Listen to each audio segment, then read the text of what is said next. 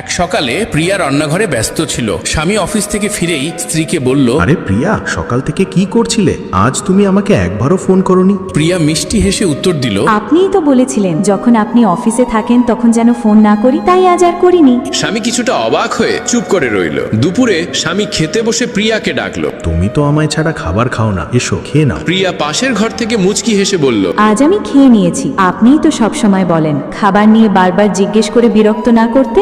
স্বামী চুপ করে রইল। তার মুখে নীরবতা নেমে এলো। পরের দিন সকালে প্রিয়া ব্যাগ গোছাতে গোছাতে বলল, আজ আমি বাপের বাড়ি যাচ্ছি। স্বামী অবাক হয়ে জিজ্ঞেস করলো, তুমি তো ট্রেনের টিকিট কাটতে জানো না। প্রিয়া আনন্দের সাথে বলল, আমি আমার বন্ধুদের কাছ থেকে শিখে নিয়েছি, এখন নিজেই পারবো। স্বামী আরো অবাক হয়ে বলল, তুমি তো সব সময় আমার সঙ্গে যেতে চাও, আজ একা যাচ্ছ কেন? প্রিয়া শান্ত গলায় উত্তর দিল, আপনিই তো বলেছিলেন নিজে নিজে আসা যাওয়া শেখো, অশিক্ষিত মেয়েদের মতো সারাদিন ঘরে বসে থেকো না। কথাটা শুনে স্বামী স্তব্ধ হয়ে গেল। বন্ধুরা, যেদিন একজন নারী নিজের সব কাজ নিজেই করতে শুরু করে, সেদিন সবচেয়ে বেশি দুঃখ হয় তার স্বামীর। কারণ তখন সে বুঝতে পারে নারীর নির্ভরশীলতা নয়, তার ভালোবাসাই ছিল আসল বন্ধন।